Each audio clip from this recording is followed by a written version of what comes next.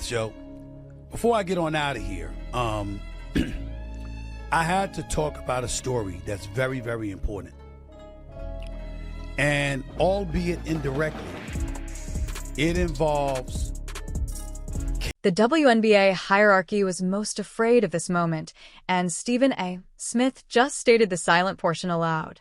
These days, Caitlin Clark is more than simply a basketball player. She is fundamentally changing the women's sports industry, and it appears that she has had enough of being nice to a league that hasn't protected her. There are rumors and reports that the negotiations for a new collective bargaining agreement would be bloody. And the explanation is straightforward.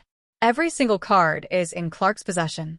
The loudest voice in sports media claims that the WNBA may have just realized they went too far with their golden goose. The commissioner is in a panic, and the veterans are furious. However, you are missing a far darker and more costly picture if you believe that this is only about a paycheck.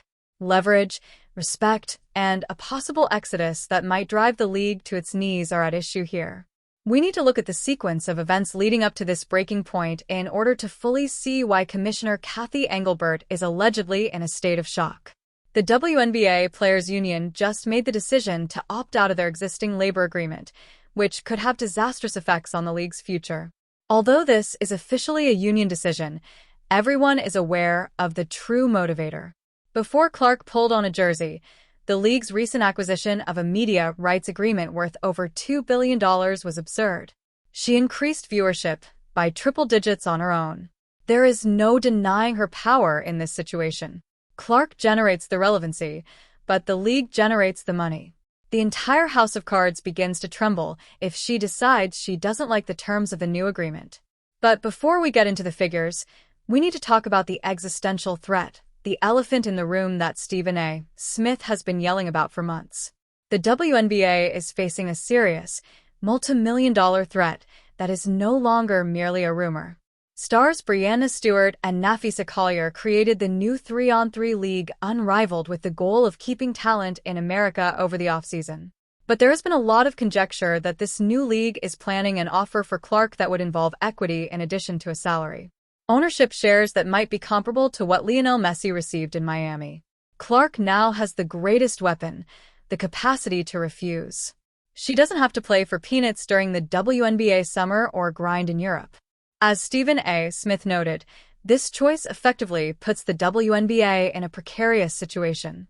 She has a multi-million-dollar parachute waiting for her somewhere else if they don't offer a CBA that accurately represents her worth.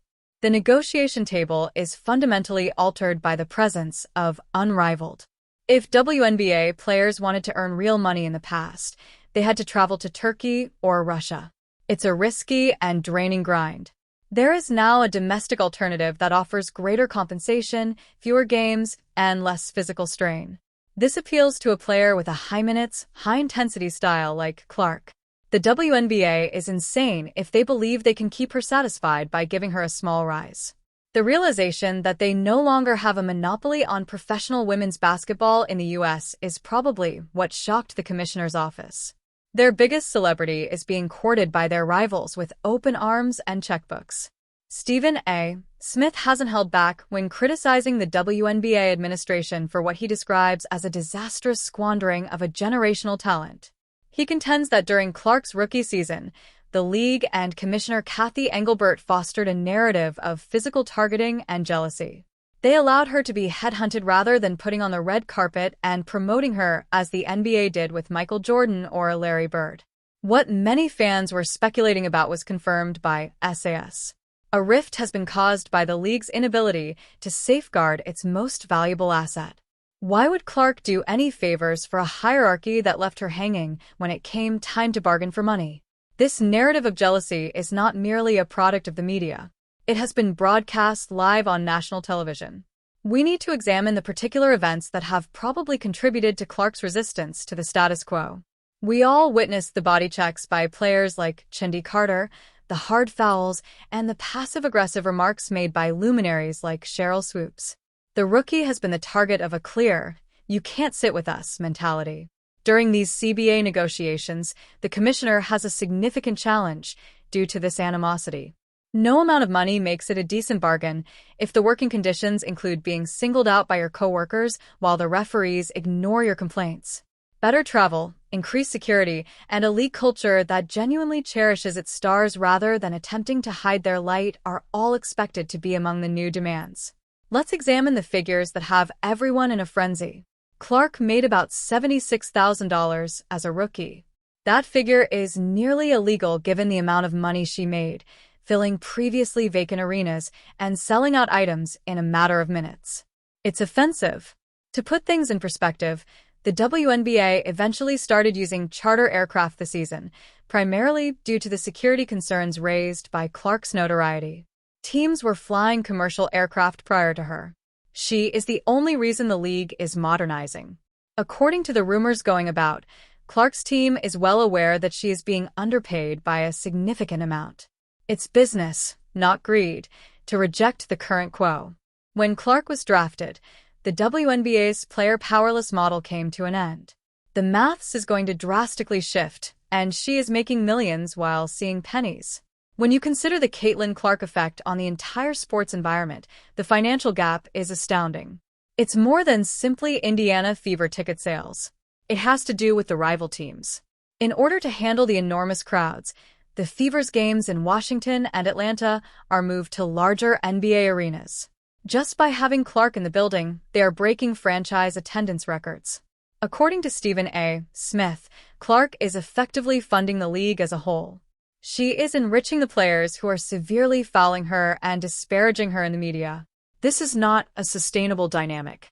Why should she sign a CBA that divides earnings equally between individuals who produce different amounts of value? The negotiations will become heated at this point. When everyone contributes, the concept of an income split is effective.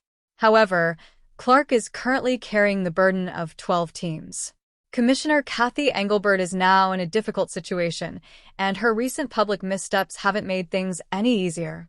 Do you recall the interview in which she was questioned about racism and hate speech directed at athletes?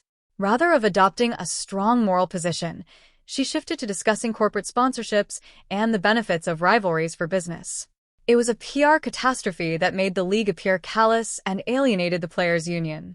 The players chose not to participate in the CBA precisely because of this lack of leadership. The guy at the top is not trusted by them.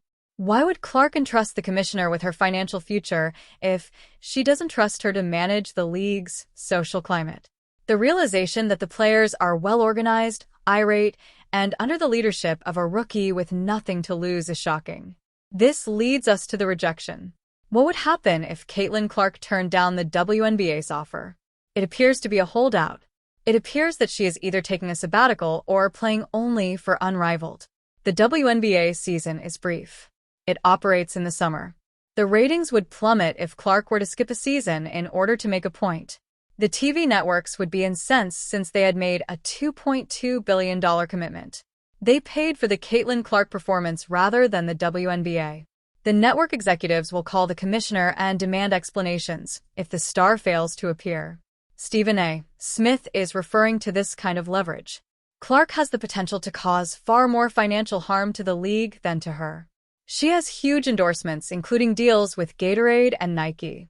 For her, the WNBA pay is insignificant. She is not playing for rent money, but rather for her legacy. Additionally, we must examine the function of the WNBA Players Association, or WNBPA. The leadership and union president, Inika Agwamiki, are in a difficult situation. From the star player to the 12th woman on the bench, they must fight for every player. In actuality, though, they only have leverage because of the superstar.